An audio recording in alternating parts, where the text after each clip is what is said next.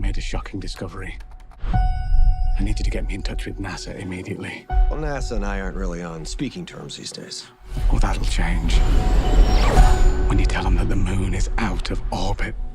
We're dealing with an intelligent entity. We're planning a mission to attack this thing. I'm asking you for your help. Say yes, Brian. I read originally that your character was written as a male character, but then Roland changed it into Joe and your character. Do you know if anything particularly changed with that character when the switch happened? Well, she became a mother, not a father, to her little child.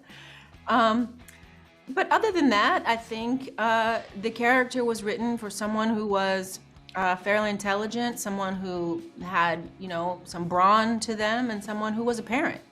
And I think those things pretty much stayed the same. Did your work, because I imagine with this there was a lot of wire work involved with the zero gravity scenes, did your work on either Extant or maybe even Storm on X-Men help you prepare and know what you were expecting? Oh yeah. I had been on wires many, many times, and I'd played an astronaut. I even took a G-gravity flight, so I knew what it felt like to really be weightless. And so, yeah, those things definitely helped me. No, 100%, and I was thankful for that because we didn't have a lot of prep time on the film. Everything was, you know, we're in the middle of the pandemic in Montreal, so Canada was pretty strict at that point. And so we really relied on like Zoom meetings with astronauts and videos from the International Space Station. But you know, Halle had done a lot of work because of her show that she did for a couple years. And yeah, my Aquaman wire work was absolutely helpful because it was not my first weightless rodeo, which is a good name for a band. And did it all just come back to you? How I'm guessing it's still uncomfortable whether you've done it 10 times or no times at all. No, for me, you know, when I get to work in sets like that, it's like being in like the best amusement park you can be in, you know? It's just good fun. You know, these kinds of movies just give us a chance to play as actors. This film, I'm sure even if people try to guess where it's going to go, it goes to some pretty wild places with all the conspiracy theories and how it ends up.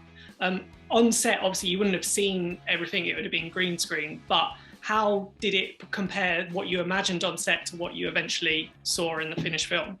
I don't think I could have imagined what was inside Roland's mind. He's like, you know, a mad genius. And so we didn't know what it was gonna end up being. And that was the joy in watching the film for the first time. I feel like I really got to watch it as a moviegoer. Even though I'd read the script and I'd played the character, I still didn't know exactly what Roland would do and how it would all come together.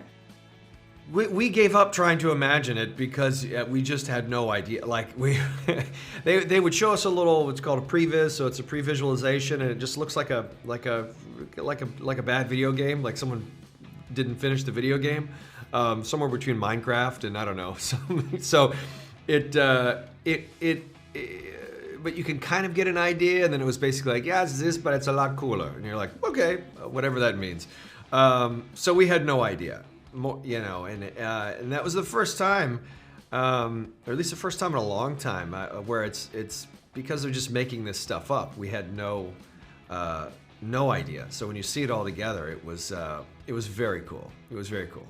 Did you have any idea about the conspiracy theories about the moon and the megastructures and the hollow moon and all that kind of stuff before you started working on this? No, not really. Not as deeply as I got into it once I got the part, and it would be part of our daily discussion on set, you know? I had no concept about it. I'm not sure I would ever sort of seek it out either, because I thought it would probably be kind of silly.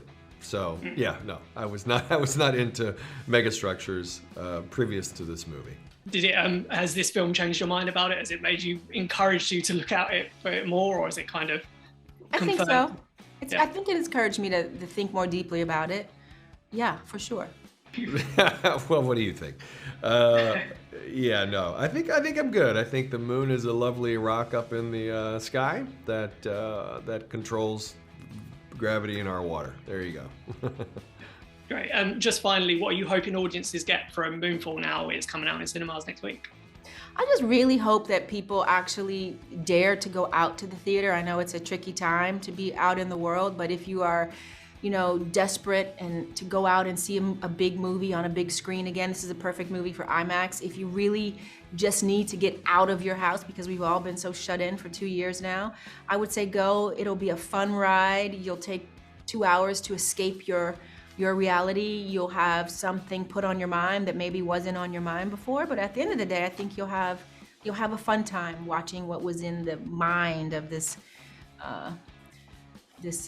creative genius. He really does a great job.